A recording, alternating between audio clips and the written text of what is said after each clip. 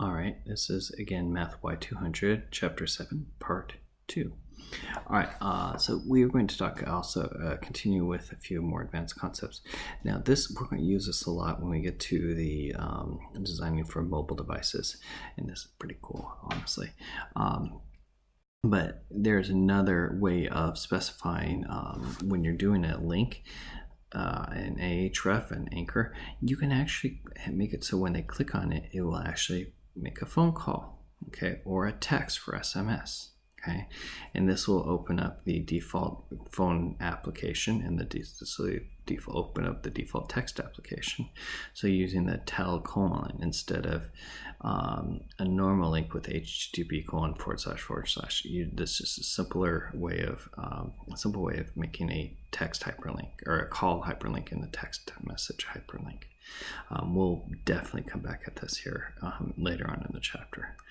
They mention this in this chapter. You can have sprites, and what that is that is one image that has multiple copies. See this right here on the left or on the right side is a sprite where it puts one image and one image, one image and one image. It supposedly saves download time, but it's really limited as far as that's concerned.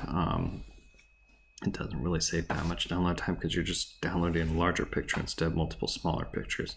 And frankly, they're harder to update and really hard to code and design and modify and everything. And really functionally speaking, they're pretty lame. So don't do sprites, just avoid them. Just want to mention that they're there. I think only GIFs and PNGs.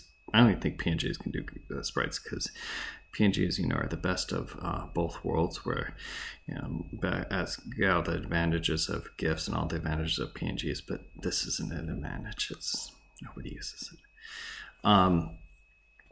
They kind of go back to design in this chapter a little bit, but that's, again, it's really the chapter 5 or 6 when we really talked about design, and honestly, design is in the eye of the beholder and really subject to the content and the purpose of the page. So, but they're, having 3-column layouts, this is not hard. I would do this with divs and spans and such things like that.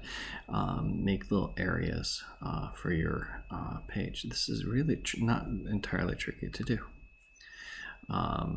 You can use floating as well. Again, divs that are floats with containers to do all of this. It's not tricky at all. Okay, we're not worried too much about this. This is really more or less rehashed. But when you do a column situation here, you probably want to float things over, with however wide you want your navigation, and this to start like 200 pixels here, and this is floating left of 100 pixels or vice versa. I can't remember which. So this helps you kind of line things up nicely and use the margin and use the margin in conjunction with the floating portions of the page. It's once you get the hang, once you start playing with CSS, this will start really making sense. Now this is an interesting concept. So you occasionally see this, and you'll see this more and more as people start getting used to using this. It is a great practice, in fact, if you want somebody to be able to print your page and you have, say, lots of graphics or something, you want to get a little less graphic-y printout or limit the functionality of the printout, you can actually set up so it uses a secondary style sheet when they go to print. And this is how you do it. You put this in the head area, and you have the, you link to your CSS like you normally would do, and then, sorry, that was my battery telling me I need to plug in. Then you also can link to a secondary CSS by using the same format basically, but using a media type instead of screen. You have the media type as, pardon me while I plug this in. It's really hard to do with this case. So you use a media type as print instead of screen. Same format, same everything.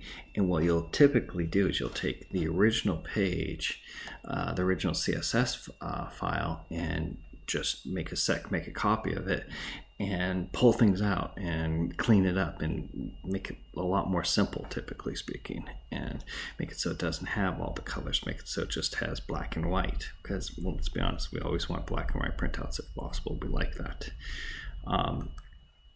again. What you could do is for certain elements, like if you have a nav, either an ID or class, you could just say display equals none, or display is none, and so it just doesn't show up when you print. Okay, you could use specific print sizes. You could say, force page breaks at certain points, and this would be an example of something that you would set a new page class at some point, and you would only use it when you print, because who cares about a new page when it displays. Okay, and this is another tricky little thing. I like this. So instead of just having the click here to do this, and instead it would say click and whatever the link is, and it would say this gets the content of the link and puts it in its place. This is pretty cool. So instead of printing just click here, it'll say click Microsoft.com or whatever, and actually print out the reference to that link in printing mode. Okay, so this is getting into the example of what we're going to talk about in the next slide with mobile web, where you can actually modify the display, the CSS, depending on the situation. And this is one of those situations. If you change your CSS around in your print CSS version of that file, or then you can actually do some really clever stuff with it. Sky's the limit. All right, so now we're going to start talking about mobile web and the way of using OneWeb, which is a really amazing little trick. There's a lot of ways of designing for mobile app or mobile devices. Okay, you can have a full-on application that uses your web interface as a front end and back end to have the data and make it so it's nice and clean and pretty. Like Amazon.com, they have their own app on iPhone and Android that's really pretty nice and clean, but it's somewhat limited in functionality, although it's pretty smooth usually working. Then they have the mobile version of their web page, and then they have the non-mobile version of their web page. Okay, so that's one way of doing it, or a couple ways of doing it, technically speaking. Now we're going to show you a pretty tricky way, a nice little tricky way that's becoming more and more popular. But keep in mind, when you're designing for mobile devices, you've mostly all used mobile devices. The screen size, the bandwidth. Bandwidth is less of an issue, but it is a factor nonetheless. Trust me when I say, when you're in a place where you don't have good internet, low bandwidth is a factor. Going to websites that load up fast despite having lots of information, that's a very nice courtesy to offer.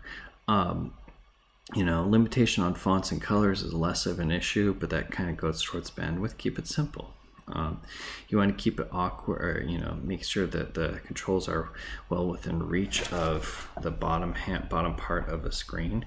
So anything you want to click, you want to have available right here. You really don't want to put the important stuff at the top, because that's harder to get to, because people hold their devices from the bottom a lot of times. Don't use Flash. Don't use Flash on any page, please, because it's terrible. But please don't use Flash, because most Apple devices these days explicitly will not support Flash. This limited processor and memory is much less of an issue, and this cost per kilobyte again goes to bandwidth. These things are less of a factor these days, but still it is nice to consider. Design your web page, your mobile version of your web page, to be simple version.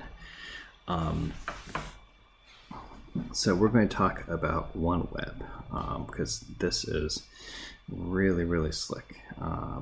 Now, when you're designing your web page for a mobile device or even a tablet device, please keep in mind that sometimes you do limit the information, and that's acceptable.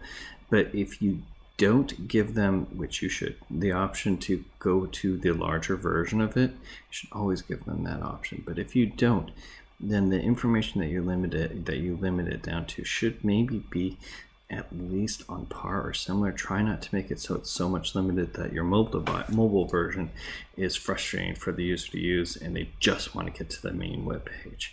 Most mobile devices have an option to tell the device that, hey, I'm not on the mobile device. Make it so it's ignore that I'm looking at a mobile device, act like it's a desktop device, and that's lovely and everything. But you know, you want to make your mobile version of your page simple, good, clean, but also useful. All right, and then, you know, I'm going to pause here and we'll come right back to this.